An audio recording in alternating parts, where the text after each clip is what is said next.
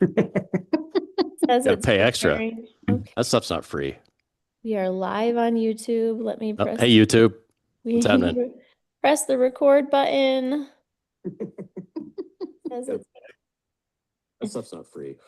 we are live. Here they come. Let me I want to know what the waiting room looks like. It's green. It's green velvet couches and a charcuterie board. That's what's there. Hey, welcome everyone. It's Wednesday night. You know what that means? It means it's Elevate to Greatness with Nick Lippitt. I am Darby. Thank you for being here. I hope your week has gone well so far. The goal of this program is to help you grow and scale your business whilst avoiding costly mistakes. And as you're going through the show, if you're thinking, man, I'd like to have some one-on-one training with Nick, well, turns out that's possible. You can get with me and I can talk to you about it. We can find it. If it's a good fit for you to have one-on-one coaching with Nick and the team here at Rocky Mountain Outdoor Living. All right.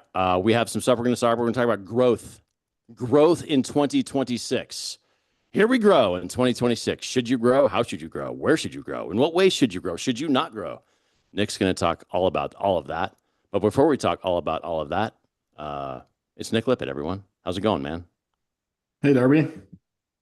Happy Wednesday. It is Happy Wednesday. It's going good. We had a hell of a day today. And apparently I need more followers because I've been restricted from going live because my follower count is not large enough. On Instagram? Yeah, all I wanted to do was go live today so that I could show everybody what we had going on because it was cool. How many do you need? And how many do you have? 1,000. You need 1,000? And I have like 700 or something. All right. Well, that's a goal then. Yeah. We'll put that on our vision board. We're going to put that in our vision board. Gonna make that happen. 1,000 followers. Yeah, 1,000 followers. Yeah. That's doable. That is a doable metric. Yeah, so welcome to the first call of November. We're officially a month into quarter four. It's crazy to think, well, it sucks that it's dark outside. I'm going to put that out there right now. It's dark at noon now. Yeah, dark at noon. Like, how am I even supposed to get anything done? Yeah, I usually don't even start working until this time. Like on the things I need to do. And I look outside and I'm like, I feel like I'm supposed to be going to bed right now. I know, it screws with you. Yeah, it's dumb. It's dumb that we still do it. What is it? I mean, I think it takes me like a month to adapt to this. Yeah, it's not good for you. There's studies. It's bad. It's not good for you. Alaska or whoever the hell does it, they do it. Arizona doesn't do it. Hawaii doesn't do it, right? And then someone else. Alaska doesn't know what the hell shows up to work since daylight savings, but not mentally. Like literally, not at all. Today, we were controlling traffic, and she was using the slow side as the stop side, and the stop side as the slow side.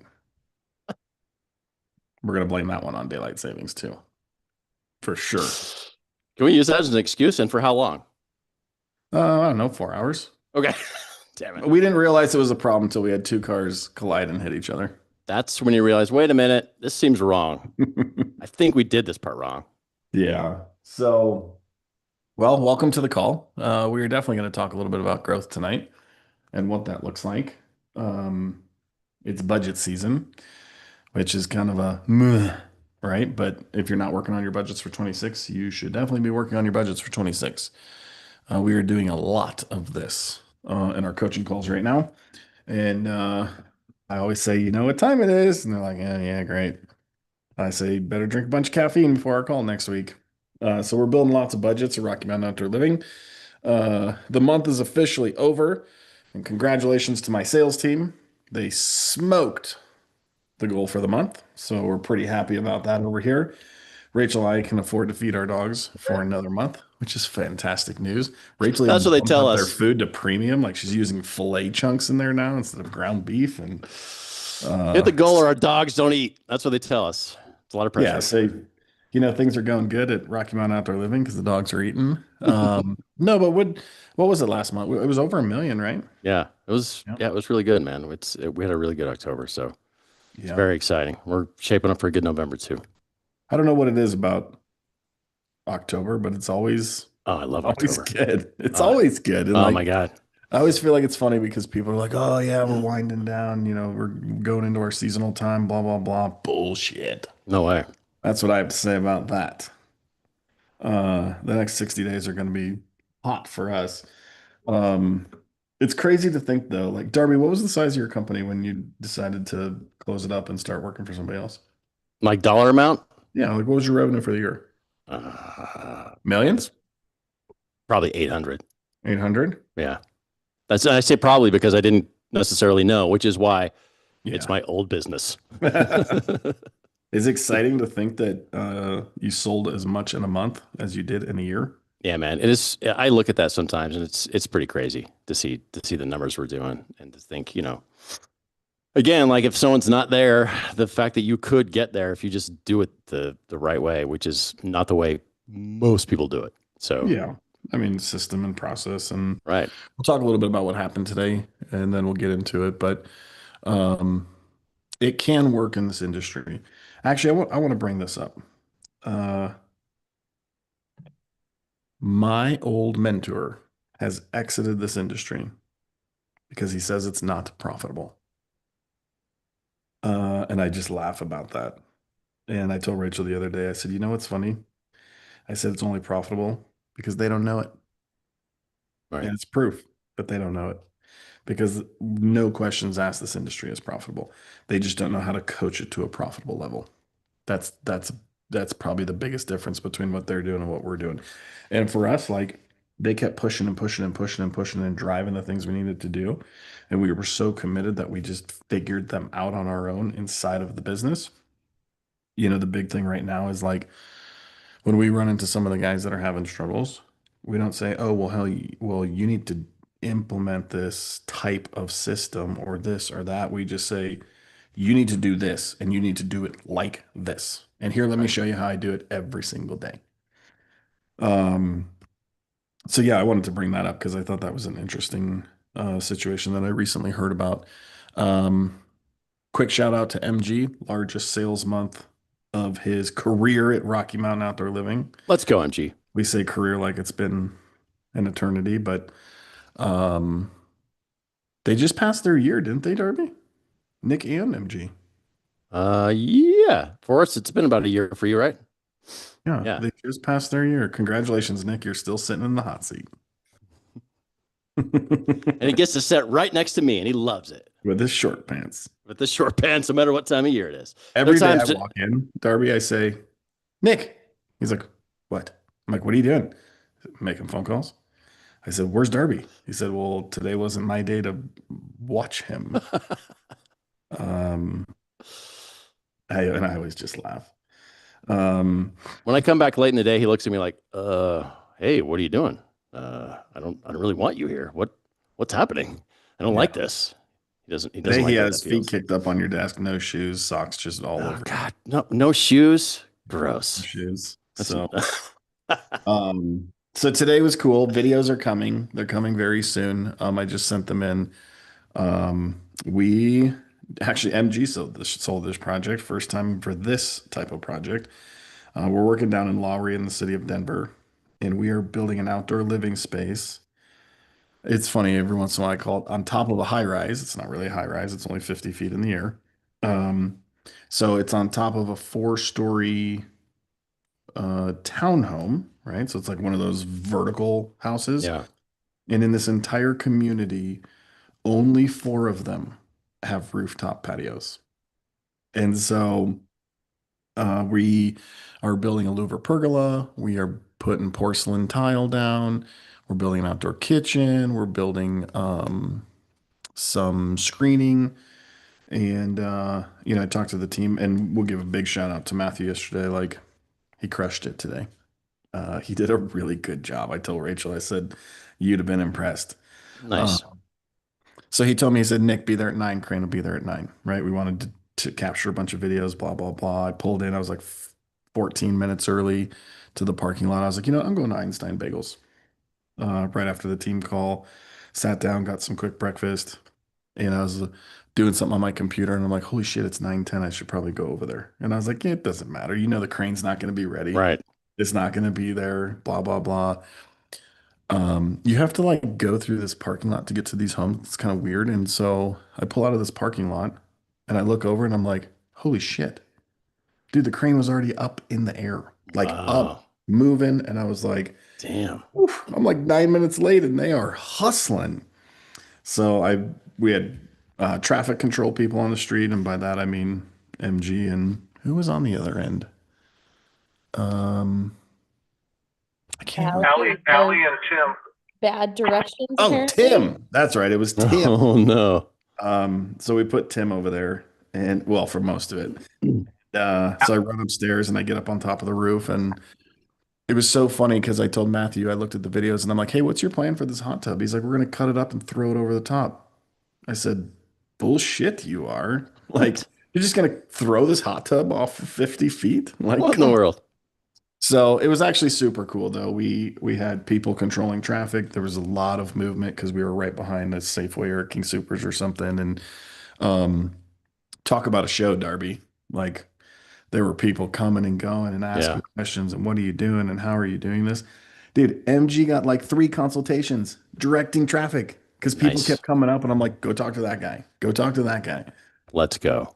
So it was actually really cool. And then by the time I had shown up, everything was already there, right? Kitchen was on site, chip was on site, porcelain was on site, the kitchen, like all the product was on site on the street, ready to go.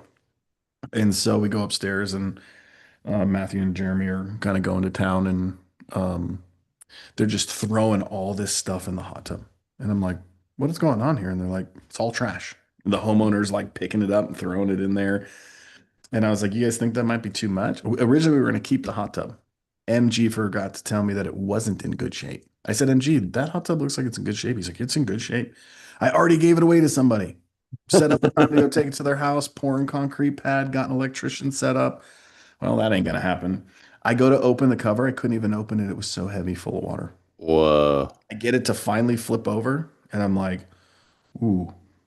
And Matthew's like, this thing's going to the dump. And I'm like, yeah, it looks like it. And he's like, the guy said that he would have kept it, but it's been leaking for like a year. And it wasn't worth fixing it. And I'm like, oh, perfect. Yeah. So we get it propped up, and this guy, we put straps underneath it. And so it's a corner lot essentially. So if the crane goes one way, it essentially goes right over the street, right? If the crane goes the other way, it goes over all of the houses, Oh my God. 2 rows of them. Guess what the crane driver does? Goes over all the houses. Over the fucking Yeah, house. of course. I was like, dude, we don't even know. We don't know if the strap's gonna slip. We don't know. Like, Like, zero preventative. If this strap slips, the hot tub's going through the roof. yeah. Through the 4th floor, through the 3rd floor, probably stops somewhere Dun, between. dun, dun, dun. Yep. Yeah. So he swings it around though, and I'm recording videos with Allie, and the hot tub still had water in it, so water's like spilling out, little spills thing as it's coming around, and it comes right over Allie's head, so it's just water right over the top. And boom. Rachel will understand where earlier's comment comes from. So she's laughing. Can't hear her, but she's laughing in the other room. So yeah, load down, load up, load down, load up, load down, load up. To be honest, Wow. I don't know that it could have gone any better, right? I was there to record videos.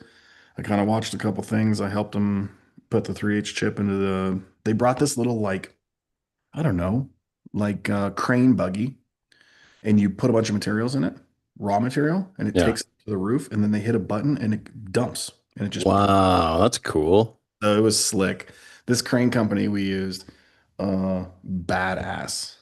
They were good dudes. Let me see. I think I put his card. Yeah. If you guys are ever in need of a crane in Colorado, E-Built Crane Services. These dudes are legit. Interesting. He does oil field services, trusses, steel work, RTUs, and cranes. Wow. Jack of all trades. There he is. No, so the owner came out and met us, and they did a super, super nice job. And they knew exactly how they were strapping everything. He helped Matthew strap up like all the different kitchen pieces and then all the pergola pieces, and not one thing slipped, not one thing fell, not one thing was damaged. That's amazing. Owner was mind blown. And he asked me, he's like, who are you? And, so I told him, and I told him I was there to get some content. And then he came back down right as I was leaving, and he's like, hey, he's like, I heard you own a coaching business. And I was telling him a lot about it. And he's like, dude, that's super cool. He's like, I'm sure the industry like really appreciates that.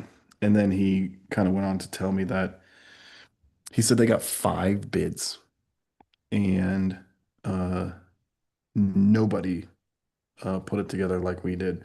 Nobody was willing to work with him. He actually said most of the people were like, okay, here you go. And he felt like a lot of them were kind of an FU price. Oh, Because you didn't really know what you're getting into. right.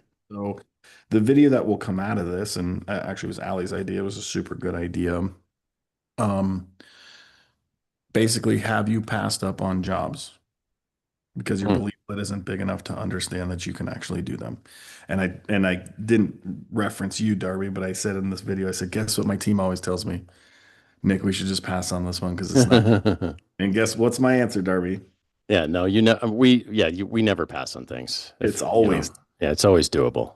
Yeah, I was telling some of that today. They were asking me a question about something. We did a Zoom with somebody in Woodland Park, and they were asking about, "Do you think you can do it up here?" I was like, "Please, please." we can. Yeah, we got it. You We're have an fine. Amex Black Card? Yeah, Let's- right. How bad do you want it? Exactly. Yeah. Where is Woodland Park? That's up by Conifer, isn't it? No, it's the other way. It's south. It's south, east, southwest, southeast, southwest. Southwest. Yeah, it's about an hour and a half from. Oh, About an hour and 20 minutes. You got to go like down almost to Colorado Springs, and then you go. Yeah, yep. From there. Correct. Yeah. So, Yeah, we did some cool stuff down there back in the day when I was young and dumb. well, we're about to do some cool stuff again because we pretty much sold them over Zoom. So, Yeah. Did they send a deposit? they're going to send it to Nick Forrest in jewels. Maybe just a bag of jewels that they absconded from some jewel heist. So that's Tell going him to that be he good. works for snacks and pocket cheeseburgers. That's the best. The Story for cheeseburger another thing will day. never go away. Yeah. Backpack cheeseburgers. Oh, right. Backpack cheeseburgers. Correct. So, Get it right. well, Darby, let's get into it. I mean, we just done 20 minutes of chit chatting. I think people are probably here more for growing and scaling than they are for just Chitting learning- and chatting. shitting and chatting. Yeah. All right. Well, let's get into it then. That is a question about growth. I remember when I was running mine, like, should I expand? And growth can be a lot of things. Like, it's not just like maybe new services, but should you expand, like getting a kick-ass new sales guy like MG or a guy like Forrest, or like, I mean, expansion can be a lot of different things. Sure. So, Well, how do you we've know? been having these conversations a lot inside of our coaching group lately. And I actually asked someone yesterday, I said, what does 2026 look like for you? And he said, I don't really know. And I said, well, are we thinking we want to grow? Or we want to scale? And, I said, I think we're, I don't know, close to 1 million. I said, if you think we're going from 1 million to 5, we're probably not. I Right. said, but, there's lots of different things to think about. And I think one thing I've heard, and I will never, ever, ever lose this train of thought, is if you're not growing, you're dying.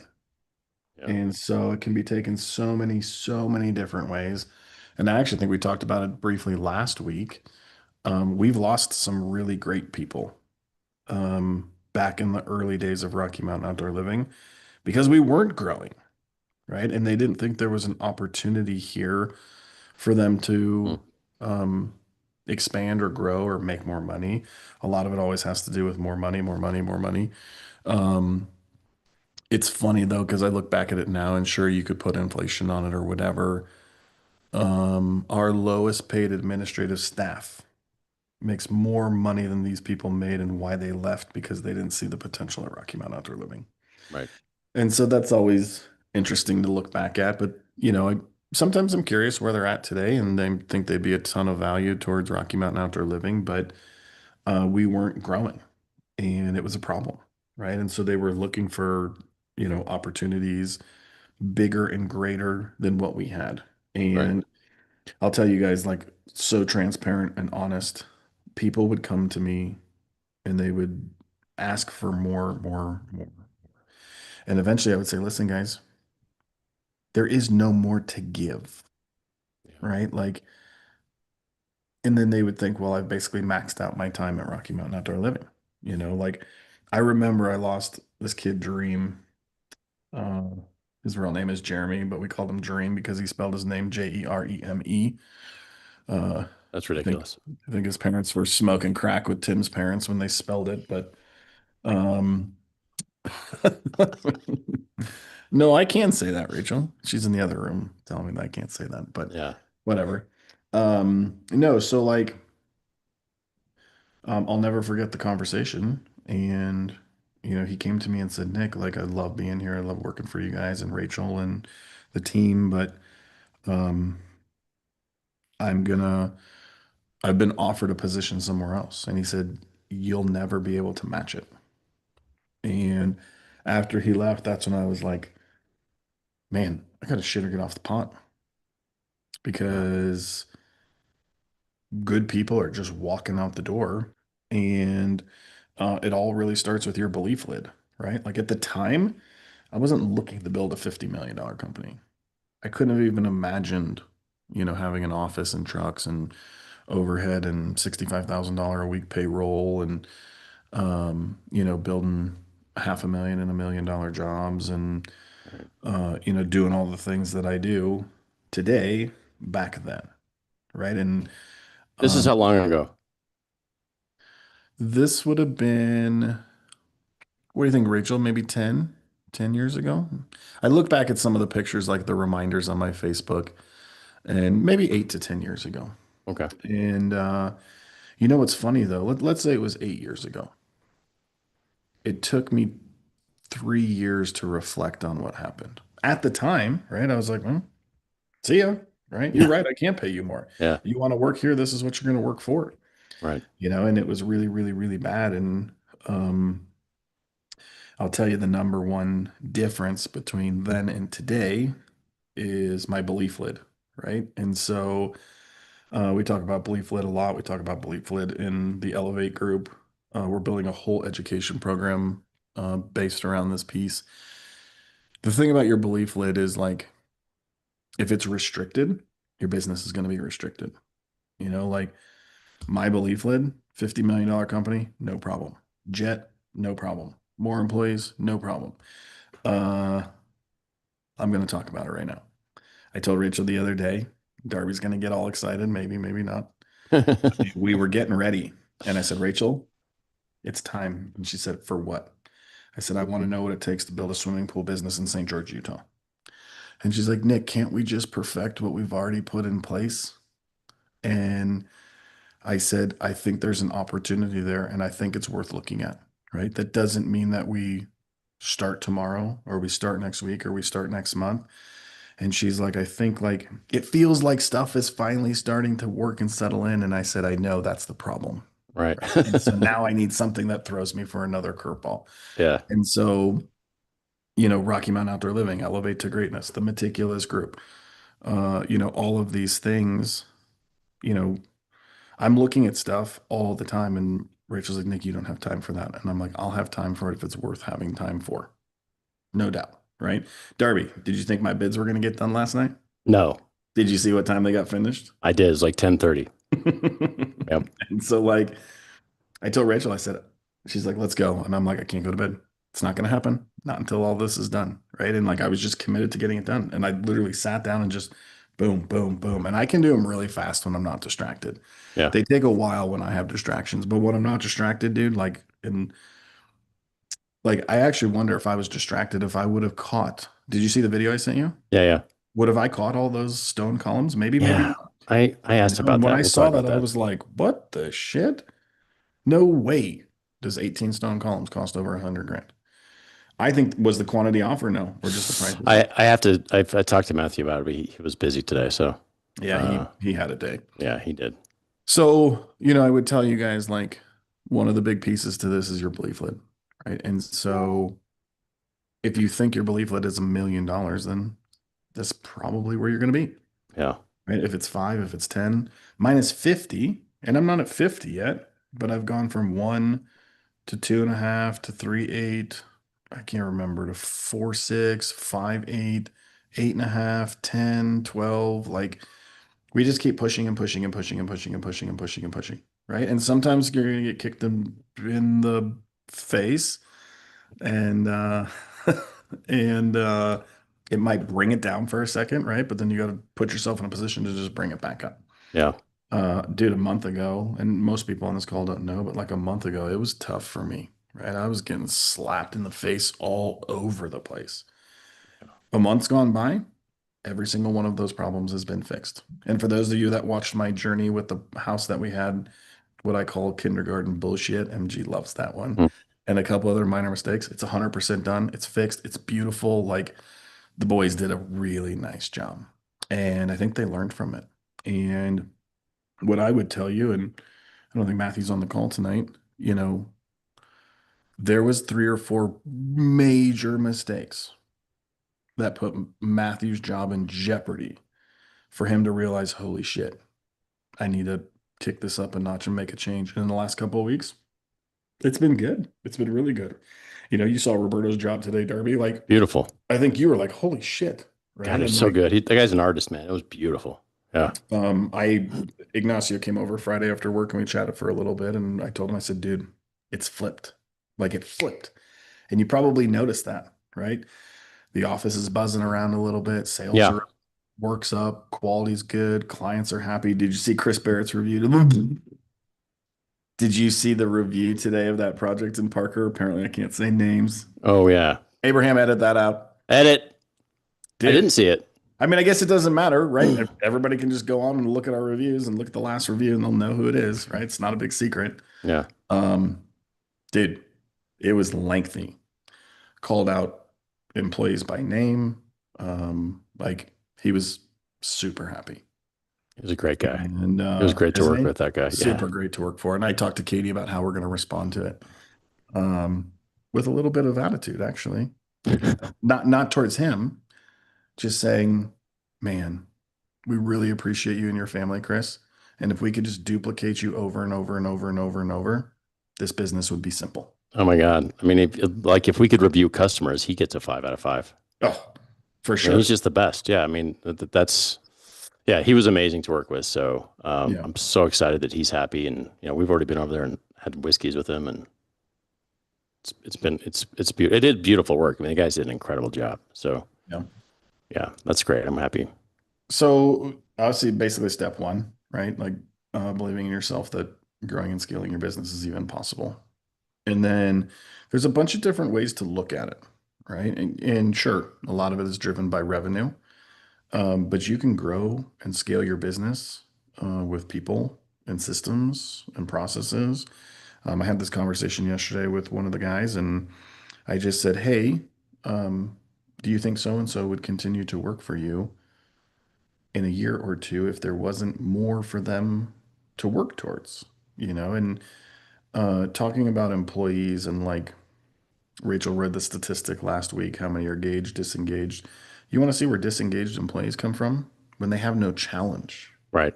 I think the number one hardest thing for me, I think about it all the time. Like, could I just walk away from this and go work for somebody? Would life be simpler? I've always told people that if I chose to go work for someone, you wouldn't be interviewing me. I'd be interviewing you. Yeah. In the process, if it was even made sense for me to work here. But would the challenge be enough? And I just don't know. Like, Not for you. it would have to be something pretty wild. Maybe I could. Yeah. I mean, I can't imagine it. Figure out how to get to the moon. Yeah, that'd be so weird. I just can't see you. No, I can't see you as like punching in. Kunk, kunk. I Right. can't see you doing it with your lunchbox. I don't see that happening. I just don't see it. With my lunchbox Yeah. barcode. Boop. That's funny. So, I think that understanding the stability of your business and what the long-term success behind that looks like. Growing and scaling a business can be scary, right? You might not know where your next, check's coming from for payroll. The number one thing you can't do though is, and Brandon Heitman used to say this all the time, and I loved it. I'm sure he got it from somebody. You'll never fail if you don't quit. And, there's been plenty of times where I've thought about that and just kept pushing and pushing and pushing. And a lot of people might look back and be like, Nick, you don't understand. It's just easy for you. Trust me, it wasn't. Right. Some of you know, some of you don't know. Like, I scaled so fast and pushed so hard. It basically put me in urgent care with an EKG on my heart because I thought I was having a heart attack. But I'll tell you why. Because I scaled without systems, processes, and people. And I thought, oh, I don't need that. I can do it myself. I don't need that. I can do that. I can do that. I can do that. I can do that. And I called Rachel. She was at school, and I said, "Hey, we need to talk." And I kind of told her what was going on, and we had a couple conversations, and then we never looked back, and that was the end of it. So another big thing about scaling your business, and something that you need to know, I think it's important to understand the difference between scaling responsibly versus irresponsibly, right? 2 to 10 million, it's not going to happen. Or it would be very rare that it would happen. Understanding what it costs to run your business and really, really, really knowing your numbers, right? We go back, and I think where my big comfortable change inside of my business and scaling, and I'll call out another person here. I went to Ian McCarthy's class called Know Your Numbers. And it was funny. I go back to Brandon Heitman again. So I was in one of his groups, and I loved that kid. And like, he just lifted me up all the time. Hey man, how's it going? Oh, it's great. Everything's great. Always great. Doesn't matter how bad it was. Everything was always great. And like, you couldn't bring him down. And so I just loved being in that room. And I saw that he was at an event, and I was like, what is this event? And he told me, and then I started Googling and looking it up. And I went to the next one, and like Ian really, really, really taught me what. Oh, there. Welcome back, Avery Petrie. Avery. Good, good, good. Everything's good. Good. Always good. And it sounded just like that. So he really taught me what it looked like to understand how to run your business and where costs were where they were, right? And so like, you might not actually understand what it costs to scale a business. And if you're not adding overhead and all of these movements in while you're scaling your business, the only thing that pays for it is profit. It's funny because a lot of the guys we work with and a lot of the businesses out there in the construction world, the businesses are actually profitable from a gross profit standpoint. What they don't realize is that they're not profitable from a net profit standpoint because they don't realize what it costs to run the business. Right. Right. Or they're just spending money on stupid shit like lifted trucks and tires and cool trailers and toys and boats. And, some might be like, Nick, I've watched your journey for the last 10 years and you've always had a boat. You're right. I have. Right. But I've scaled super responsibly, and it's not even conservative. Right. I knew what it cost to run my business.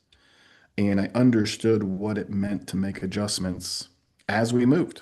You bring somebody, if you bring someone into your business 6 months into the year and you didn't account for this position and you start paying out this position and you don't start making adjustments in overhead, guess who's paying for it? Right. Profit. Just profit right out of your pocket. Right.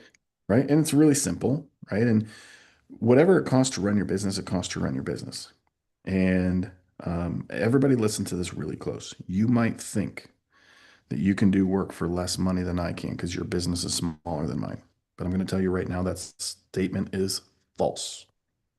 It costs smaller businesses more money to run in overhead across revenue than it does in a bigger business because I spread it out, right? Like, let's just use a machine, for example. If you have a skidster and you have a crew, that crew basically recovers overhead for the entire machine. If I have a skidster and I pass it across 2 crews or 3 crews, then that overhead is passed across 3 crews, right? So what it takes to recover that is less expensive than what it takes you to recover that. And so, for an example, salesperson's salary, 7 crews to basically recover the overhead of that person, right? I don't know if a skidster is always the best example because they'll be like, oh, well, we have 1 per crew. Fine. Right. So let's take an administrative assistant. Some of the guys here on this call that I coach that are on here tonight, they have administrative assistants, right? And they have 1 crew in the field. If their salary is 65 grand and my administrative salary is 65 grand and I spread it across 7 crews and you spread it across 1, who do you think it costs less or more money to run their business? Right. And sure, you have 1, I have 2. Right? You have 1, you don't have a salesperson, you don't have this, you don't have that. But generally across the board, That's how it works. And I remember because when my brother decided to start his own deal, he lost 4 deals to us in a row. And he called me up and he's like, bro, what the fuck? And I said, what? And he's like, are you just out to get me? I said, no, why? He said, there's no way you can bid these jobs less than I'm bidding these jobs, and you are. And I said, well, first of all, how do you know you're losing them to price? And second of all, you just don't understand what it costs to run your business. Right. I can 100% run my business for less money than you can per revenue dollar, plain and simple. And he didn't understand that. And in his mind, it was, well, I'm smaller, so I should be able to be more affordable. I'm not going to call them out, but they're on the call tonight. And we were doing some bidding stuff just a couple of weeks ago. And I said, hey, how'd you come up with that price? And he said, well, Designs by Sundown or Lifescapes priced it at that. And those guys are the biggest guys in the industry. So I assume if they can do it and they're the biggest, then I can do it at the same price. In fact, even a little bit less. I would have thought that when I was running mine, for sure. I would have thought that. Sure. Let Yeah. me tell you how Rocky Mountain Outdoor Living ran the first 12 years. And it's funny because I can use it as examples of people who I coach. I'm just going to tell you myself. I designed the backyard space for my parents. I came home because my dad was sick. Rachel and I were living in Illinois. I told her, I said, hey, I'm going home. And she was crazy enough to come with me. Her dad was pissed, but whatever. He lost. I won. It worked out okay for you guys Yeah. Yeah, for now. for now. Oh, geez. Oh, geez. Hey, wait, before we here's continue an the story, I just want to tell everybody where we are. It's Elevate to Greatness with Nick Lippitt. If you are listening to this and you are interested in learning about growth for your specific company and a plan for your specific company to grow your business in a responsible kind of way, to get your numbers in check, to get all of that together for you specifically, not just kind of patchwork stuff, you can have one-on-one coaching with Nick that can kind of get you where you need to go, and he will direct his attention towards you and your specific business. If you're interested in that, and why wouldn't you be? You can get with me. My contact info should be in the description for the podcast, which you can hear on Spotify and Apple, Abraham. it is. And you can hit me in the chat as well if you are interested in that. So now we go and we continue the story. We do continue the Nick story. and Rachel moving to Colorado. No, so while we're doing this, if you're looking to scale your business this year, tell us in the chat so we know. So basically, I designed this space. We put it out to bid. We kind of got the holy shit price, right? 3 or 4 different contractors. I told my parents, I said, hey, I think we can do this. And so we did, right? And so we did it, and the neighbors started asking, and neighbors started asking, and neighbors started asking. Dude, I didn't know what to do. Yeah. I didn't know how much shit was. I didn't know what things cost. Oh, I told my mom, I said, hey, pull those bids back out. She's like, why? I said, just pull them back out.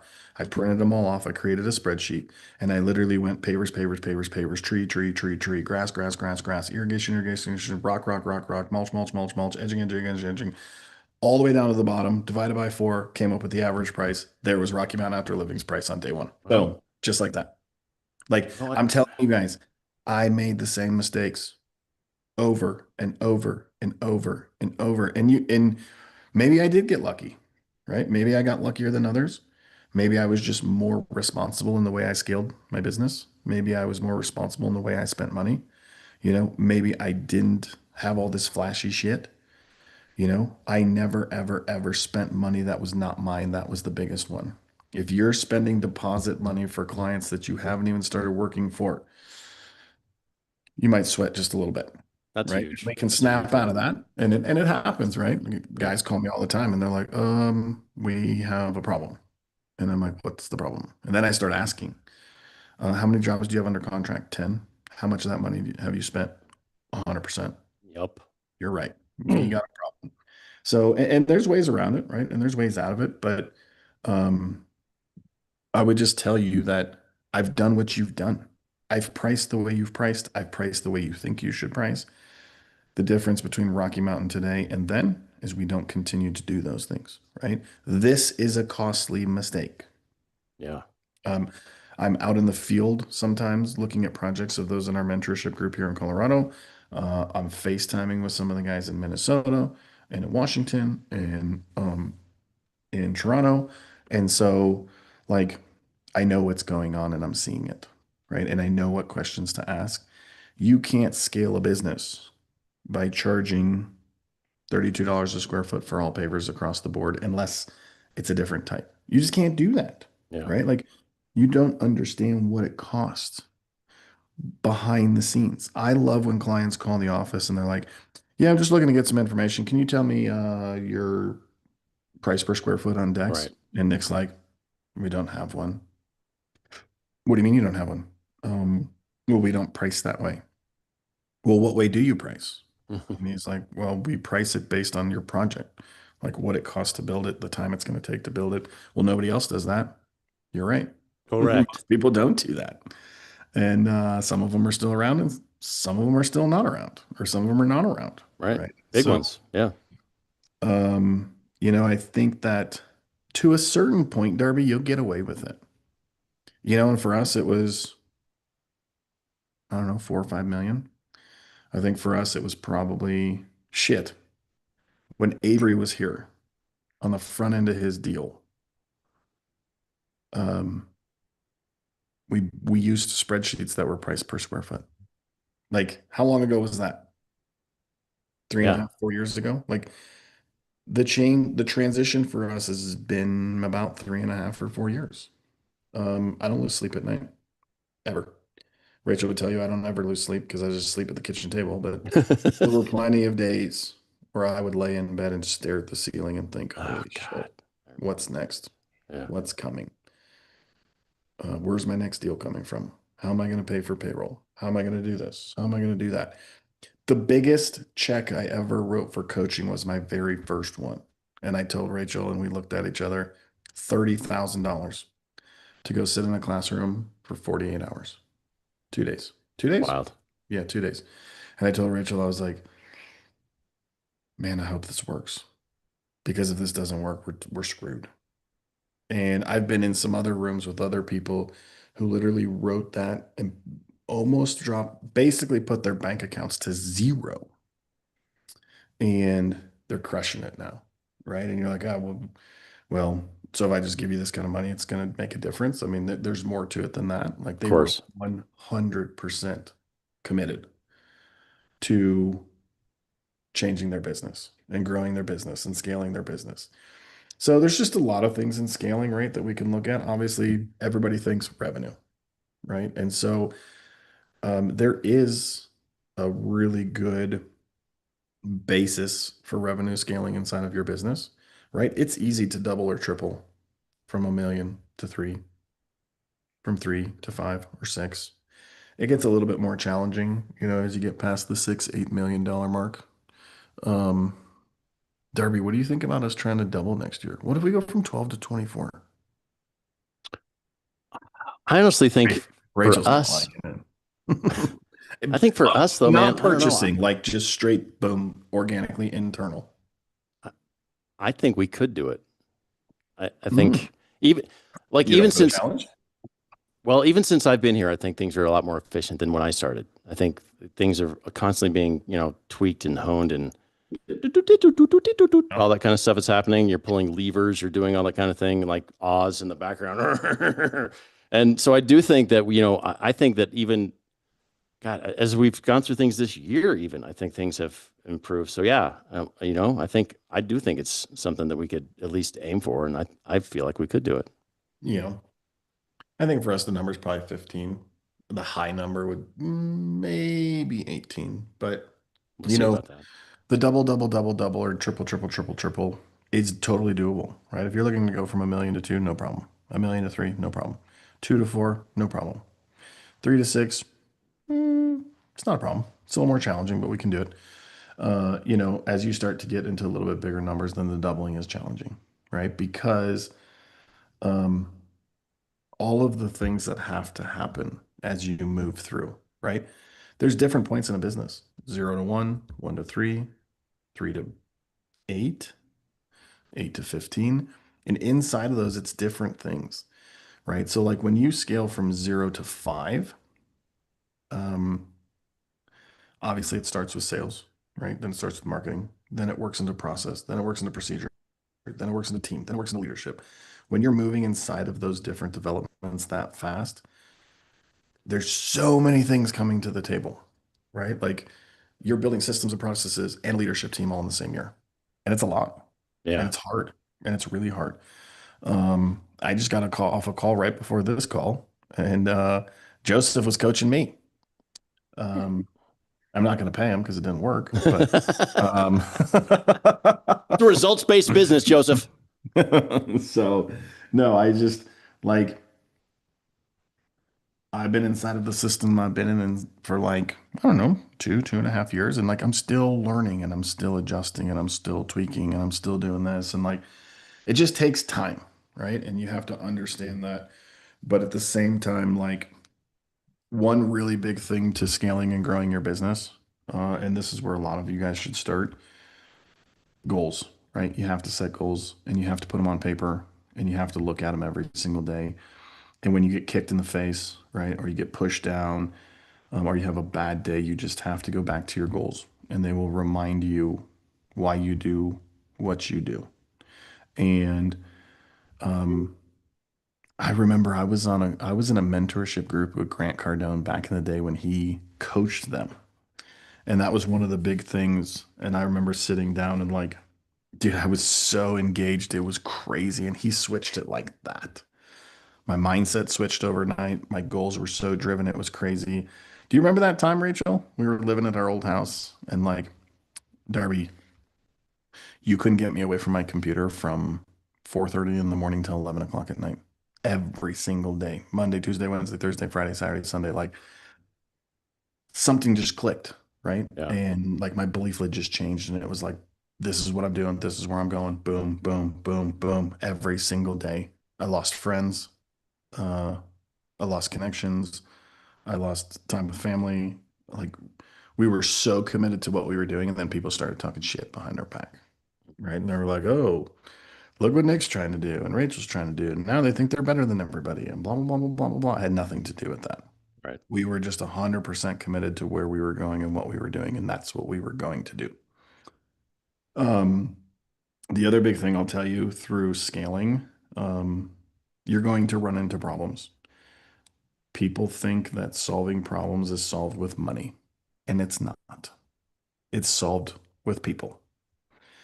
And let me think. I'm not going to do it.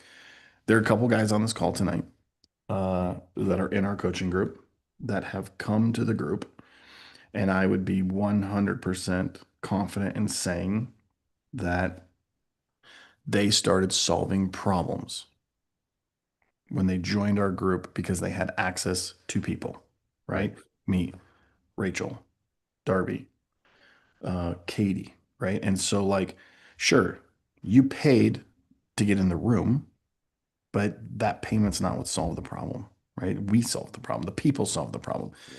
And um, this is a fun analogy. I walk into the office and light everything on fire. Rachel will confirm it happens all the time. And I probably create a lot of problems when I do it. You don't see Rachel coming in behind me with $100 bills like she's at the strip club doing this, right? Trying to put them out. Money's not going to solve the problem, right? This just doesn't happen. Avery Like just she- said confirmed to you. It's coming in. Oh, I remember those days. Avery, you should come back. Come on, Avery. You should come back. And yeah, like we're not solving problems in the office by just throwing a bunch of money around, Right. right? Like we're taking our team and taking people and bringing additional people in where people need to be brought in. And that's how we're solving our problems. Right. You know, like we didn't have a problem this morning on today's project that I talked about earlier in the call because I had people. Like it was funny. The client came up to me and he said, "Nick, what's the biggest difference?" And I said, people. And he said, "What do you mean?" And I said, "Just imagine that if it was me and four guys, and I just tried to pull off what I pulled off today, right? Crane services, materials on site. Like, okay, so in order to pull this off, we had a material driver, right? He was on site. MG was on site, representing the sales side. Allie was there. I was there. Carpentry superintendent was there. Carpentry project manager was there. Like we had to flag traffic. We had people on the roof. We had people down below. I told him, I said, could you imagine if I tried to pull this off if there was like 4 or 5 of us inside of our business? Maybe I could have done it, but I would have had to take every team member I had off of the job I'm working on. So we're no longer generating revenue inside of the business.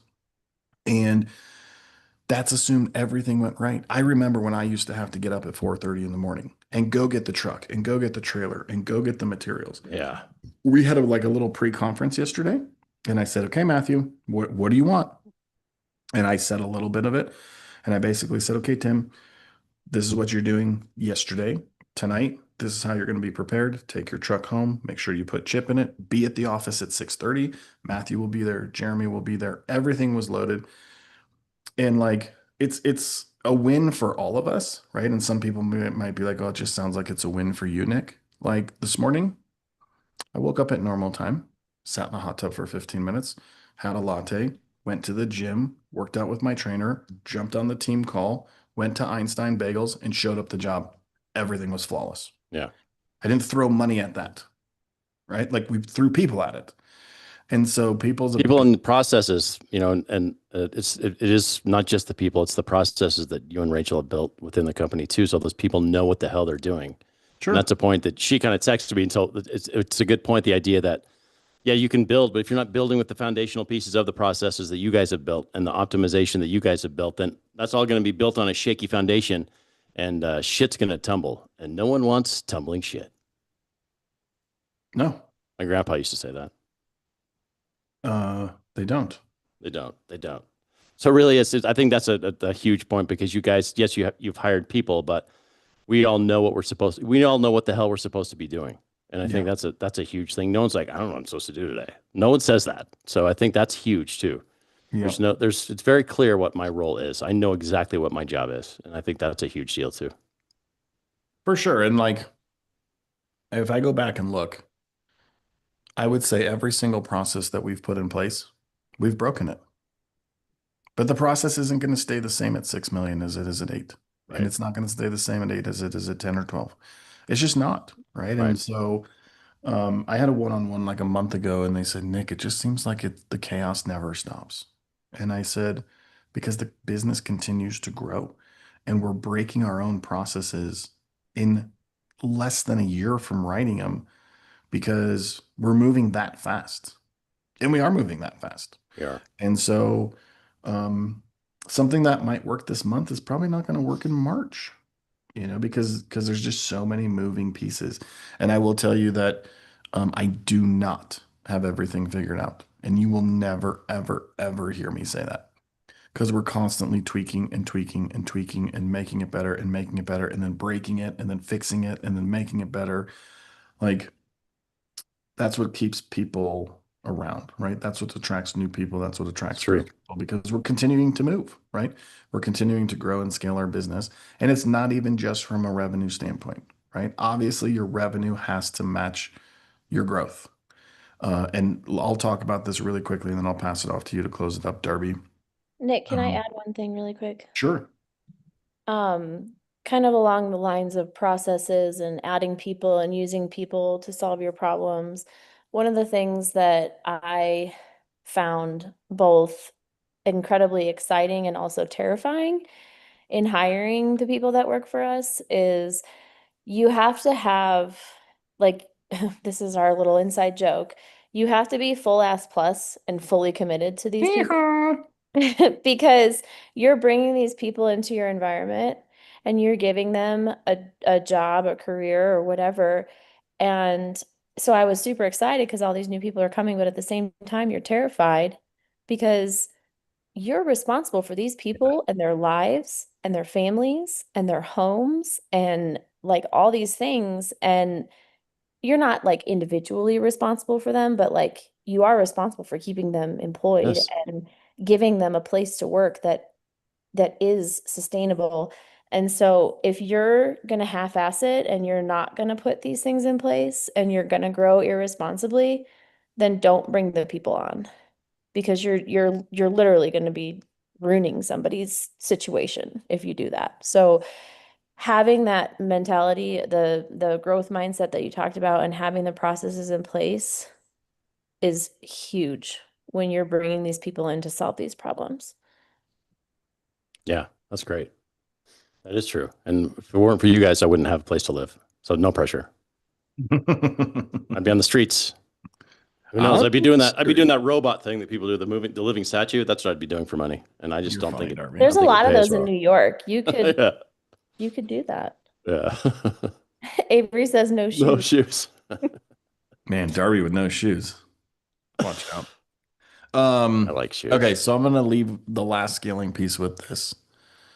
You just have to understand back to know your numbers and what it costs to do the things that you're trying to do. Because I'll tell you, probably one of my biggest supporters since day one, unfortunately, is no longer on this call. And they scaled. And there was a lot of good pieces to the way they scaled. They built an amazing team. Amazing team. They had some really good systems. They had really good process. But unfortunately, they didn't have enough revenue to support it. And I said many times, hey guys, be careful. Hey, hey, hey, hey. I remember one day I said, they came to me and said, we have a problem. And when I listened and I said, let's come up with a strategic plan to start removing people from the business. And they said, we can't do it. And I said, you have no choice. And the response was, as a team, we've agreed that if we're going to go down, we're going to go down together. And I said, yeah. So they're going to pay your bills when you go down. They're going to cover all the credit behind going down. They're going to deal with the lawsuits. They're going to deal with your vendors. That's not how that works. And I know sometimes it's challenging and we all have good hearts and, you know, everybody on this call is good people, right? And you don't want to have to make those decisions, but sometimes you have to make those decisions because you put yourself in that decision because you didn't know, right? Don't scale too quick on the people side. Don't scale too quick on the revenue side, but it all starts with understanding your numbers and what it costs to grow and scale a business. There it is. That's a good way to wrap it up. It's Elevate to Greatness with Nick Lippitt every Wednesday here. And you can check out the podcast, Spotify, Apple, wherever you get those. Really, those are the places you can get it. If you get your podcast somewhere else, why the hell do you get them somewhere else? That's where people get their damn podcasts. So get it there. Share it with your friends. Share it with people who could use this. And if you would like, again, one-on-one coaching with Nick to decide whether your business, where it should grow, how it should scale, if it should grow, if it should scale, do you have the processes in place, specific step-by-step plans for you specifically and pacifically, you can get with me and get in on that one-on-one coaching. We can kind of talk about that. We are here every Wednesday at 6 p.m. Mountain Standard Daylight, whatever the hell time it is. It's dark at noon. Everybody, do you have any final words before we leave? I don't, Darby. I don't. Okay.